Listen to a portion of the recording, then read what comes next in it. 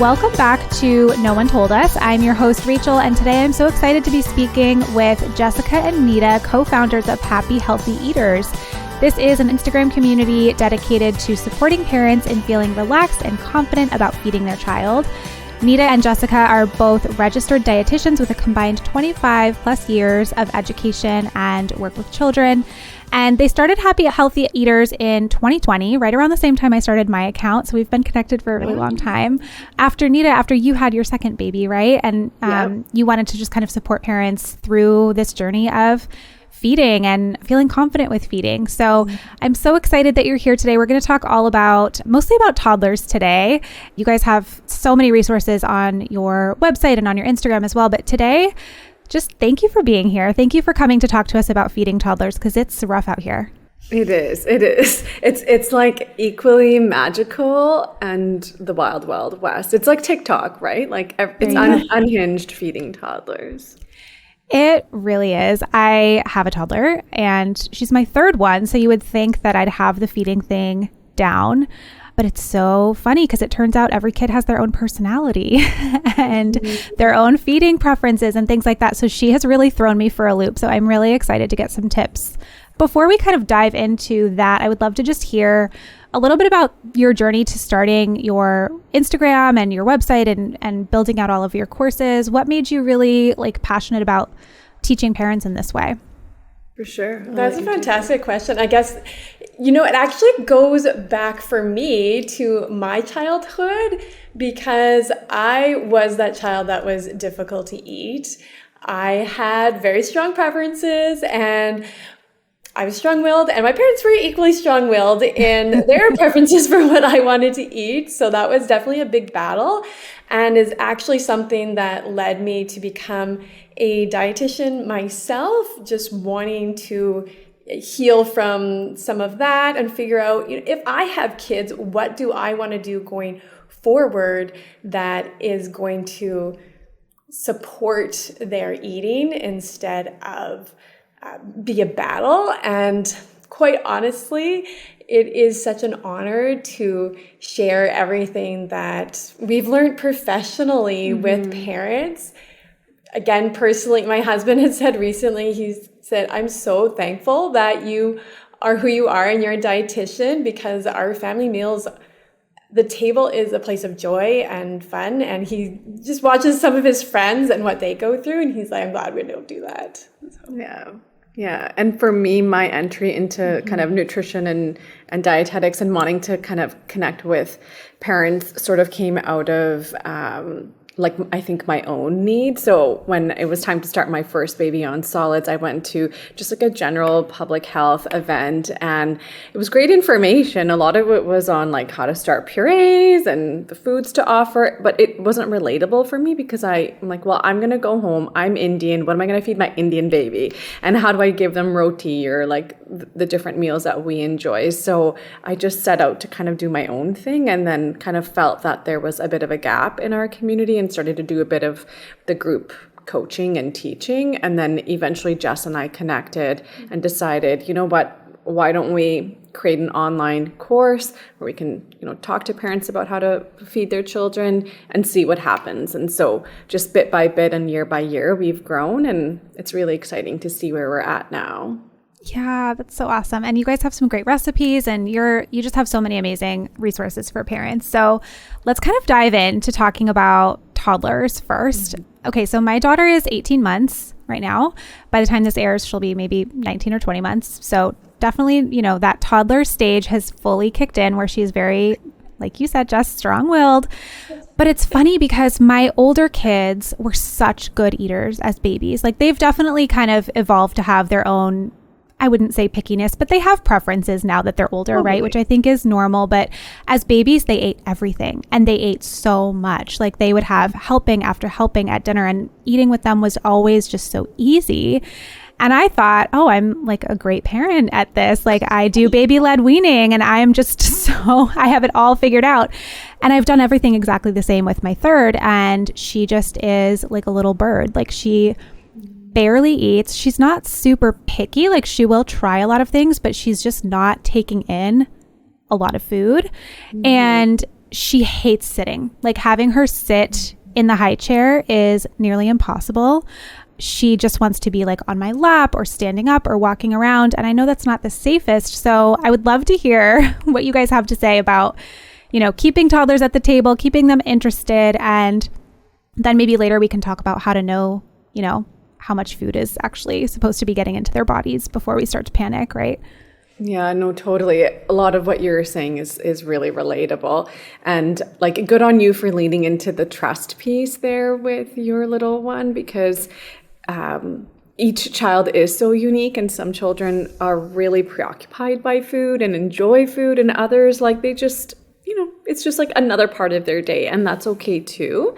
But I know that as parents, sometimes it can feel a little bit disheartening, but I always remind parents, like, how much or how little your kiddo eats is not a barometer of like the type of cook you are or the type of parent you are, but to the point of helping parents sort of keep their toddlers at the table. One thing that I find can be really helpful, especially for our movers, is making sure that before meal times that they're getting in a bit of a movement break. So like parents can set up a little obstacle course in their house, or make sure that you have a bit of outdoor playtime where they can kind of engage in movement. So that way they kind of get the wiggles out when it is mealtime and can maybe come to the table. Another strategy that can be helpful too for parents, and I think you've got a learning tower at home, is actually, if your toddler can stand up, let them stand on their learning table and bring that right up to the dining table. I think that, yes,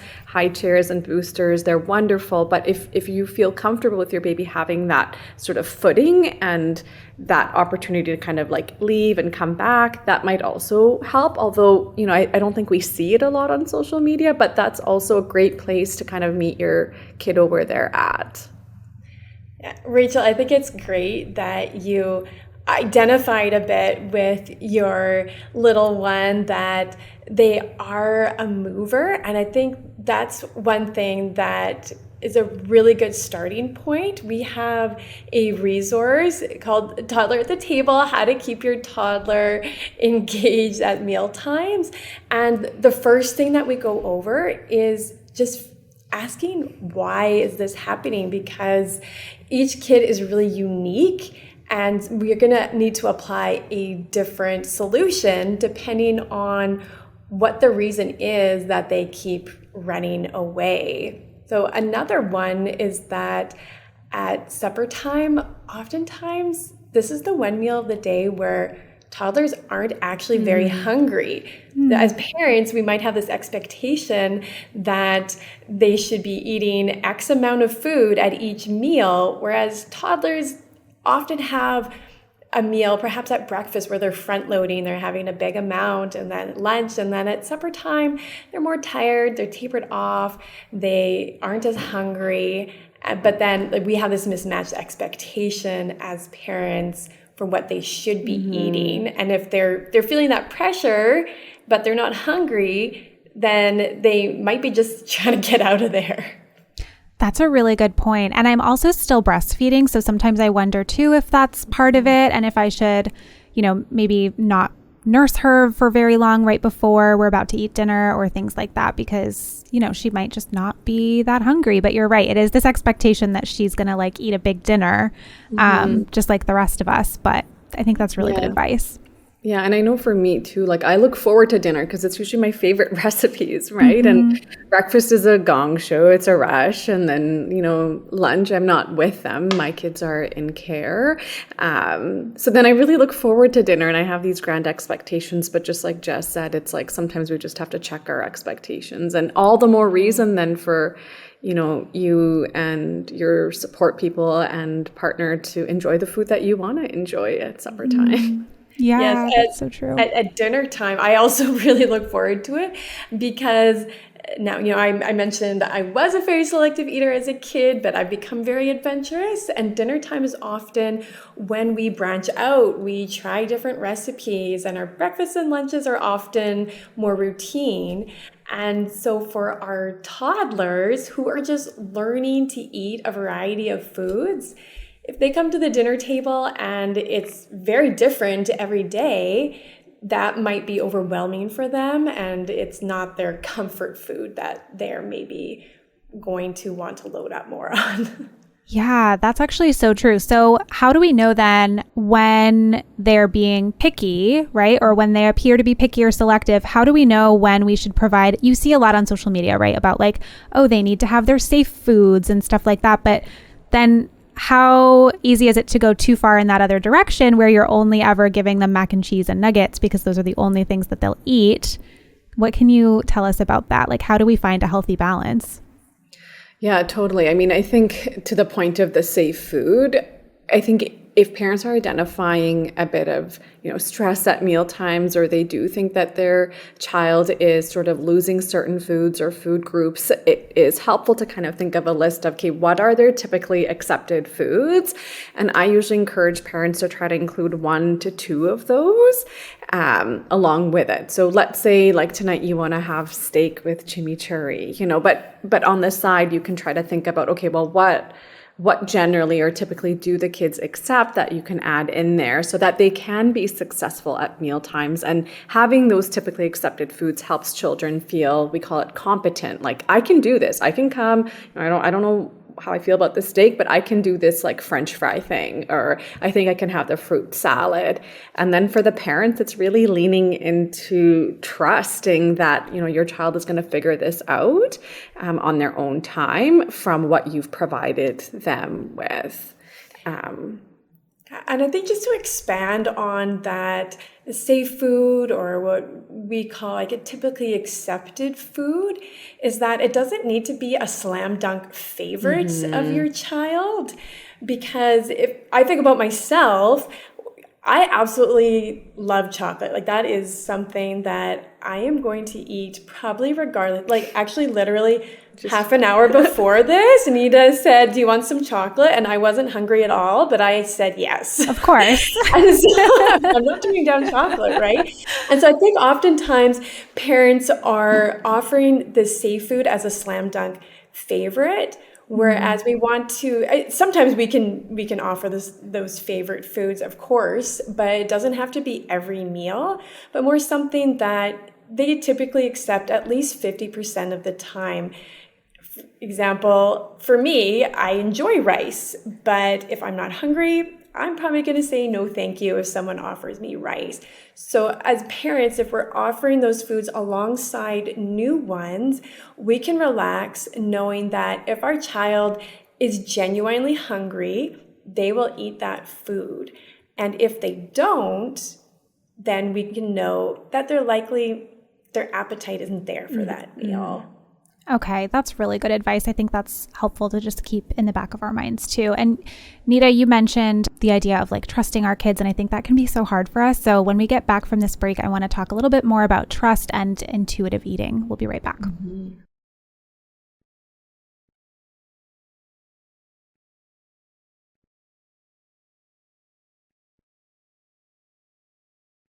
Okay, we're back. And before the break, we had kind of touched on this, and I would love for you to expand on this idea of trusting our kids. And for me, this has been really hard with my third.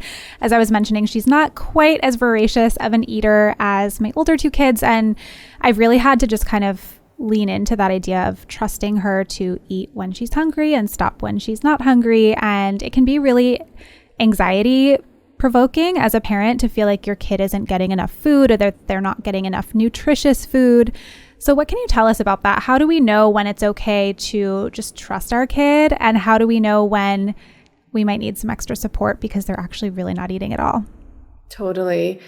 So the trust piece is really foundational. And I mean, let's even go back to like when you first brought your babies home and, we established a nursing or bottle feeding relationship with them. We're really leaning into trust, right? Like, you don't really know how much they're consuming, and sort of, again, like just kind of doing an assessment, right? But the trust piece is really, really important. And it is that trust that allows your child to then eventually branch out and try these different foods. So it's no different when we start solids, and then when we have a toddler, that trust piece does need to sort of be there to help them. But it is really tricky. And I know even for me, leaning into that trust, it almost like I have to get past like a certain level of discomfort as a parent. But if I'm doing my job, which is to provide, balanced meals, have, a fairly flexible dining schedule and deciding where we're gonna eat, then really it is my children's job to kind of decide, whether they're gonna eat or if they're going to eat at all. And I like to kind of even like think of like a container analogy where like I'm the outside of that container, those boundaries, right? And that lid is closed. And so my kids can do what they want to do within that container. And so that can be really, really helpful for parents too. And often I think on social media or maybe even more old school practices, they've really undermined parents' trust and trusting our child where, it was like, finish your plate or like you can't eat this XYZ food until you eat ABC food or like just try one bite. And really like it does undermine that trust piece. And we talk a lot about sovereignty and agency over our body, but it's really no different when it comes to feeding, right? I think, again, like our job is to sort of offer a variety of foods and then give our children the space that they need and the skills and the environment to then one day be ready to try those foods.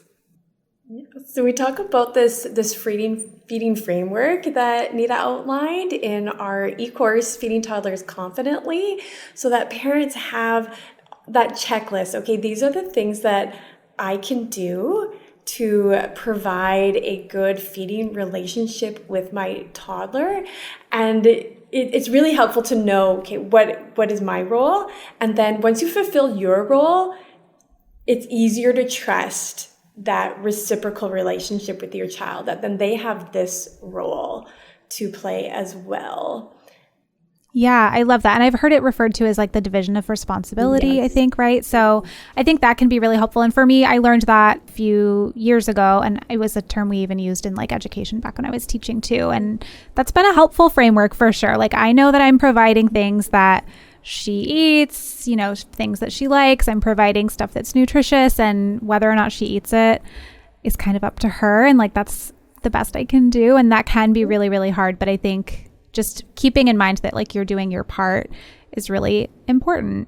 But then what happens when a child is like really aversive to eating at all, or they're like extremely selective, or they're doing things like gagging at certain smells or textures? Like, how does a parent know when, okay, this is not just a toddler being picky or a toddler being a mover, or, they're just not super interested in food? How do you know when there's that line of like, okay, maybe we need some extra help with this? That's a great question, because there's a lot of run-of-the-mill picky eating, shall we say, and then there's a point where this is actually interfering with the child's growth and development, or maybe severely challenging child to feed. And so there are definitely red flags to watch out for. So if a child is dropping on their growth curve a lot, then maybe there is something medically going on, or maybe anatomically, that they do need some therapy for. And there's a few other criteria. For example, if they're eating less than 15 to 20 different foods, then that is definitely something where you'd want to get more of a individualized support to proceed. Yeah, and I'm also a big believer that if parents are stressed at the dinner table, like go get help. I mean, I think whether it's a registered dietitian, an occupational therapist, or an SLP, but someone in that feeding space, because we can kind of then rule out differential diagnoses or look at the environment. Maybe it's just a matter of a footstool. Like maybe that's like the only thing that your kiddo needs, but then at least you've got someone who's kind of coming in, doing an assessment and providing you with that support, rather than like you just sitting there stressing and just thinking about the food. Like I think so often we blame the food. But it could actually just be something else that is taking place. Yeah. And so do you find that a lot of people get referred to support people like that through their pediatrician, or is it best to go right to like a speech language pathologist or a feeding specialist? Yeah, I mean, I think it'll vary depending on where people live and what you have access to. I know certainly here in Canada where we live, it can be a bit tricky to access public health care. So Yeah, same if you want to like wait on a list, you're more than welcome to. But there's lots of private practice practitioners now in the feeding space. So just looking online or actually even Instagram is like a really great place to kind of you know, vet out like who you might want to work with. But there are, you know, people who really can support you and make this like journey of eating a bit more joyful. And one of the you know, we talked about the division of responsibility, which is founded by Ellen Satter. But one of like my favorite quotes of hers is, when joy at mealtimes is no longer there, often nutrition will suffer, right? And so I think if you can work with someone to ensure that that joy is still there, then like the nutrition will often sort of take care of itself. You know, it'll need some support, but it's a lot better than if we're all just sitting together around the dinner table in misery and anxious. Like parents are often highly anxious in these situations. So if we can kind of settle that down a little bit, it'll make for more enjoyable and positive mealtime experiences. For sure. And I would love to talk more about your ideas for how we can do that as parents. So we'll be right back and we'll talk a little bit more.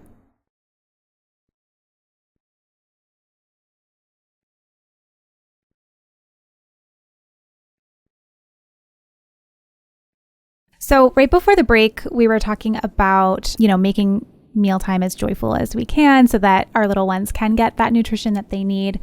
What is the value? I know you guys talk a lot about family meals and, you know, that maybe it's old school now. I don't know. That's kind of depressing, but like that old school idea of like gathering together around the family dinner table every night. So what are your opinions on that? Do you think it's realistic for modern parents to do that every night? And what are some things that we should think about when we're starting to have this family meal as a part of our family routines and rituals with our kids?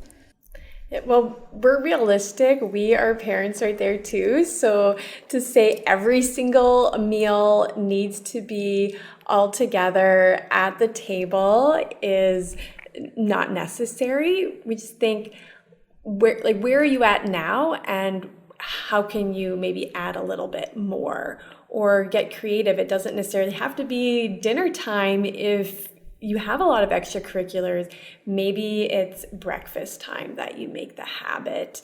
But 100% we are big fans of family meals, so that is certain. And there are numerous benefits to it long term, but just right away, when our kids are little, one of the main benefits is just that modeling piece. Kids learn by watching those around them who are proficient at skills. So even when we talk about babies who are starting solids and parents will come to us, okay, you know, my child doesn't seem to be figuring out this eating thing. They're gagging a lot, they're spitting, they don't know how to put food in their mouth. And one of the first questions we ask is, are you feeding your child separately, or are they joining you at the table? And so often we say, oh, yeah, no, we don't have them at the table.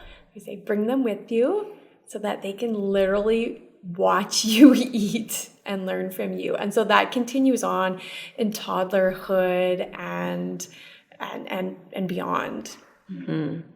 From a practical standpoint, I think it's helpful too, especially if you have two folks in the household that are working. Like, sit down with your calendar, figure out when soccer is, when swimming is. And you know what? Like, if right now we're not having any family meals, like, can we get to one? And then can we get to two and then three? And I want to also acknowledge that there's so many systemic barriers to having that family meal time. I mean, like, I think we forget too, like, fast food was a part of the feminist like revolution, right? And so with women now working and then shift work and parents doing 12-hour shifts and food prices, right? Like, parents have to kind of, you know, it's just a tough environment to make it work. So for the parents that are sitting there feeling guilty that they're not doing the whole family meal thing, like, you need to give yourself a break. We're all doing the best that we can. And we get to kind of use this evidence and make informed decisions. But at the end of the day, we're all in it together, and just doing the best that you can would be like our key takeaway. Yeah. And it sounds like it's flexible, right? Like, you don't need to be cooking a 5-course meal and sitting down with your kids every single night. Like, it does not have to be that complicated or fancy. It's just sitting down at the table and sharing some food whenever you can, right?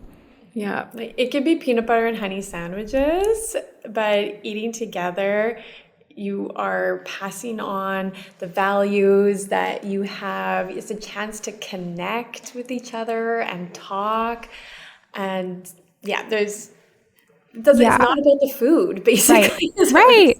It's not about the food. Yeah. Sometimes parents will ask me a lot, like, how our nightly routine goes, because our kids go to bed pretty early. And so for a lot of parents, it feels impossible to have this family meal before your kids go to bed, because, like, you're getting off work at 5 and picking up from daycare at 5:30 and your kids go to bed at 7. Like, when do you fit it in?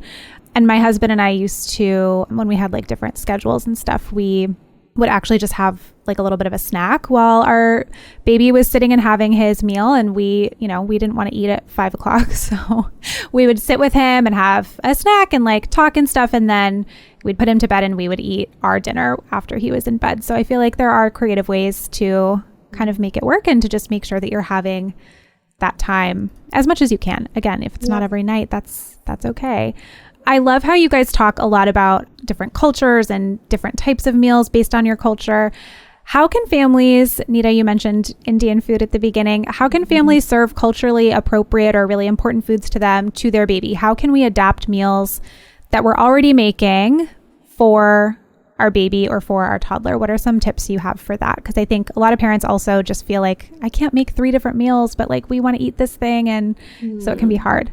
Yeah, I mean, one of my like suggestions for families is like, list out like the top 10 things like that you really enjoy and want to have frequently. So for me, like, that might include something like tandoori chicken and naan, and then maybe sit down and try to think of different strategies that need to be employed to kind of modify that recipe. So of course, for a baby, you want to be mindful of things like too much salt, or you want to watch out for choking risks, right? Or choking hazards. And so just modifying the recipes a little bit can be really supportive. On our blog post, we actually have a really great, or on our blog, we have a really great blog post, and it's like 5 or 6 different strategies to take any recipe and make it baby-led weaning friendly. So that's cool. a really great read that parents can kind of jump to. But okay, we'll link that one in the show notes because that sounds really, really handy. Yeah. And I think, again, like, another really great tip is to schedule in those cultural meals that you want to be enjoying, because food is such a beautiful way to connect with our children and pass on that culture. And for me, I'm a first-generation immigrant, and so it is a really special way for me to kind of continue to connect with my ancestry, but then also share that with my children. And quite frankly, like, my kids will down any Indian food, but like, you give them like rotisserie chicken, broccoli, and mashed potatoes, like they want nothing to really do with that. So it actually is, I feel really affirmed in the decisions that I made to feed my kids our cultural food early and often, even though it wasn't what I saw online. And in some ways, like, I felt a little bit left out in those experiences with other parents, but I'm just so glad that I made those decisions. So it doesn't matter, what cultural background you have, but if those foods are really important to you,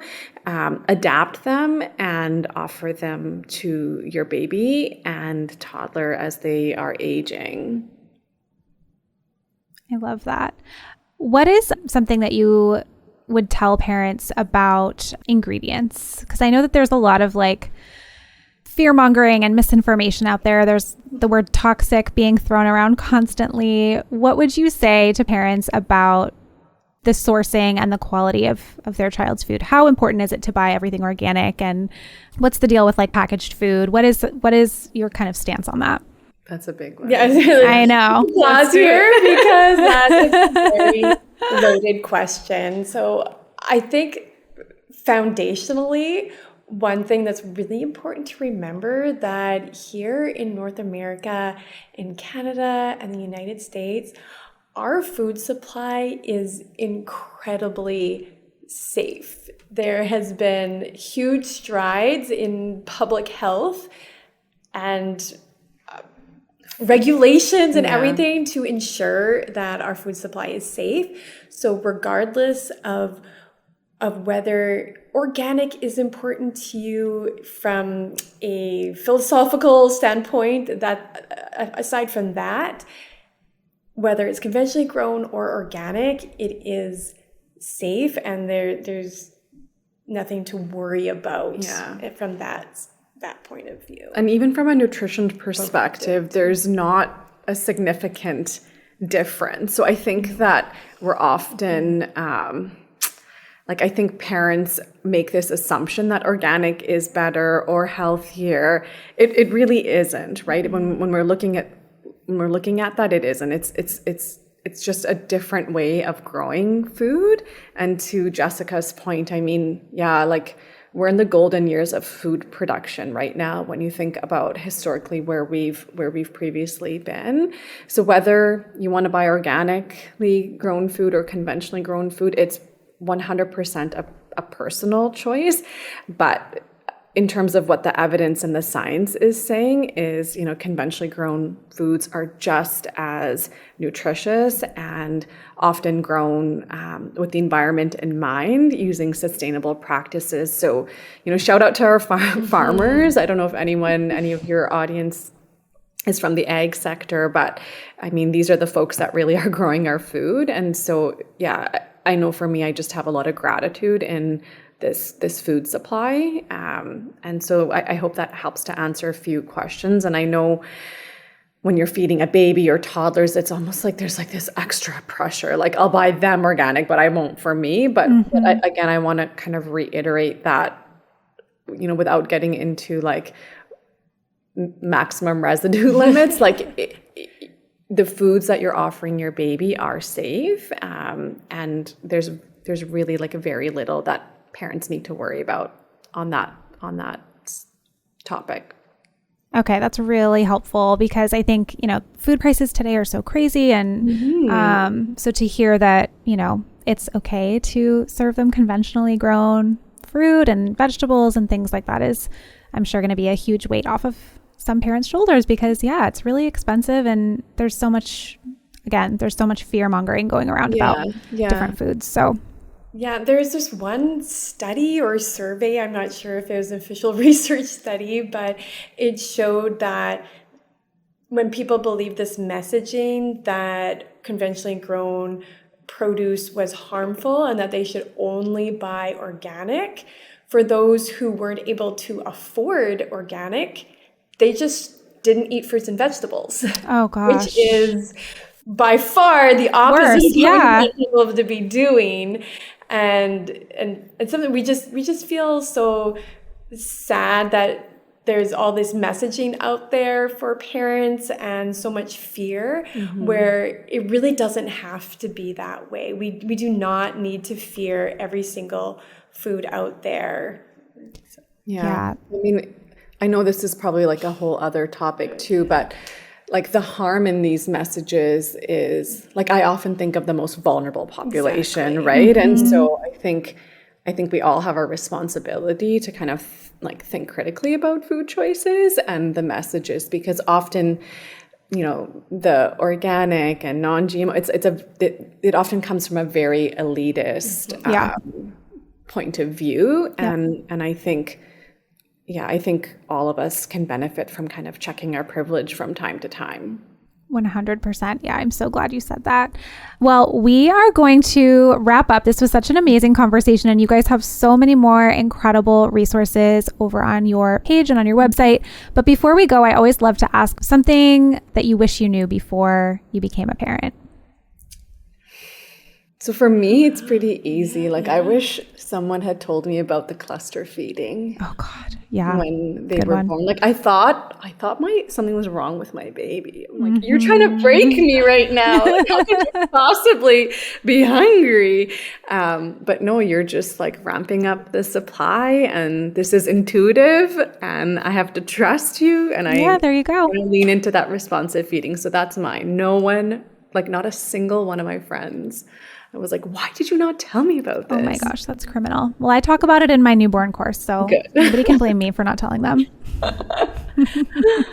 Okay, so I feel a little funny about this, but I actually did not have very many surprises in the early times, but I attribute that to the fact that I was working in public health where like several times a week, I was part of these mommy or parent and me classes where essentially everyone told everything about these early years. So I heard it all. Oh, that's amazing. I was prepared, and so I'm very thankful for that. And at the same time, I also took a lactation consultant course. So there you go. Yeah, so...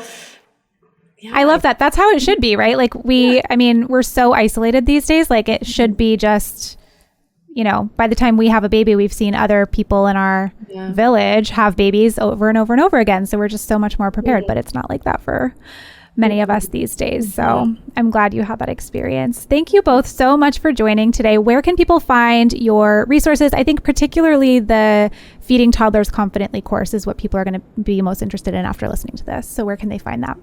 Yeah, you can visit us at happyhealthyeaters.com. We've got tons of free recipes and a blog that we maintain. And then if folks want to reach out, we literally check every DM. So you can also connect with us on Instagram. And again, we're at Happy Healthy Eaters. You can find us everywhere. I think we're on TikTok, Facebook, Pinterest. Not X. We never did the X. Oh no, I'm not going to be on X ever, but I do pretty much all the other ones, even though it drives me almost insane. And I'll link the things that we mentioned today in the show notes as well, so that it's really easy for people to just go find those links. Thank you both so much. Have a great rest of your day. Yeah, thank you. Thank you for having us.